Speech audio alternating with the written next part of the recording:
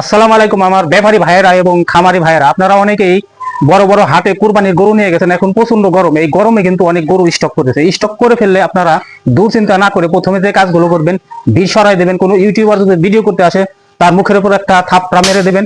তারপরে গরুটাকে সুন্দর করে একটা ছায়াযুক্ত জায়গায় নিয়ে যাবেন, কোলাহল মুক্ত জায়গায় নেওয়ার পরে কোনো কথা নাই, গরুর শরীরের প্রচন্ড পরিমাণে ঠান্ডা পানি এবং মাথার এইখানে, এই যে গর্দান এইখানে, মাথা এইখানে না, এই যে গর্দান গরুর মাথার এইখানে কিন্তু প্রচন্ড পরিমাণে ঠান্ডা পানি দিবেন। ঠান্ডা পানি দিয়ে গরুটা যদি আপনার মাথা নামিয়ে শুয়ে পড়ে, মানে গরুটা ফুলি বডিটা ফেলে দেয়, মাথাটা একদম এইভাবে উঁচু করে ধরে রাখবেন, যাতে এর ফেনা বা ঘ্যাসটা শ্বাসনালীতে চলে না যায়। শ্বাসনালীতে চলে যাওয়া মাত্র গরু কিন্তু টিকাতে পারবেন না।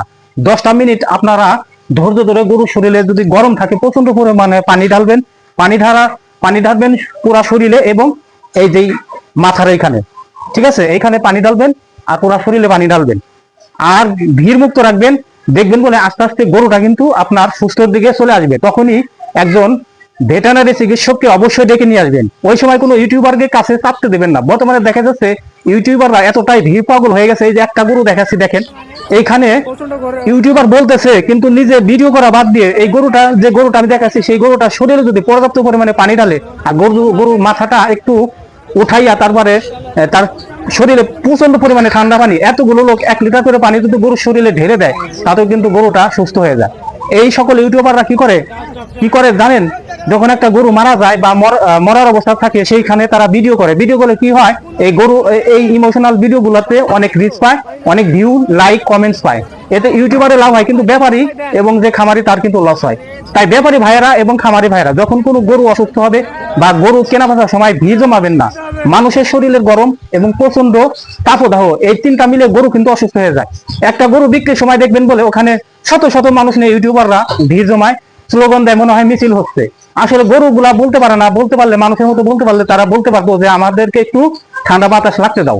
এত প্রচন্ড গরমের ভিতরে আপনারা কখনো গরু যখন বাড়ির থেকে নিয়ে যাবেন, কখনো গরুকে অতিরিক্ত দানাদার খাবার খাওয়াবেন না। গরুকে হালকা পাতলা খাবার খাওয়াবেন।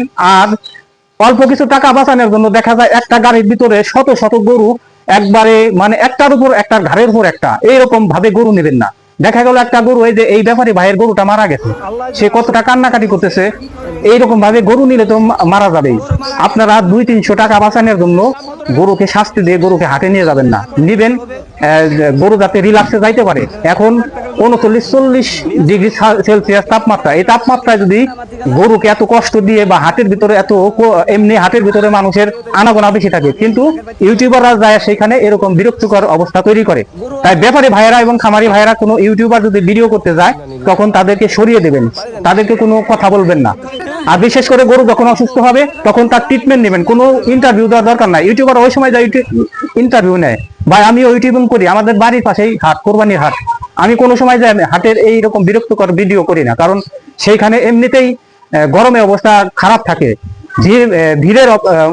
ভিড়ের ভিতরে গরুগুলো অনেক কষ্ট করে, কেন সেইখানে যে আমরা বিরক্তিকর পরিবেশ তৈরি করব।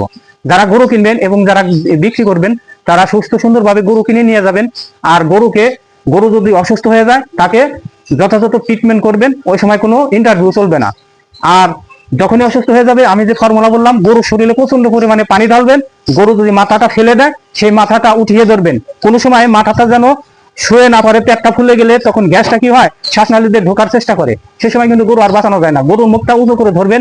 গরুর মুখে যদি কোনো লালা বা স্লোমাজম এই মানে বের হয়ে থাকে সেটা পরিষ্কার করে দিবেন। গরুকে প্রচন্ড পরিমাণে ঠান্ডা বাতাস দিবেন। ইনশাল্লাহ গরু স্ট্রোক করলেও সেটা বেঁচে যাবে। সাথে সাথে ভেটেরিনারি যে চিকিৎসক আছে, ডাক্তার আছে, তাকে ডেকে নিয়ে আসবেন। সে চিকিৎসা দিলে কিন্তু গরুগুলো এইভাবে ক্ষতির মুখে পড়বেন না। সকলে ভালো থাকবেন। আর ভিডিওটি ভালো লাগলে অবশ্যই একটা লাইক দেবেন, চ্যানেলটি সাবস্ক্রাইব করে পাশে থাকবেন। আসসালামু আলাইকুম।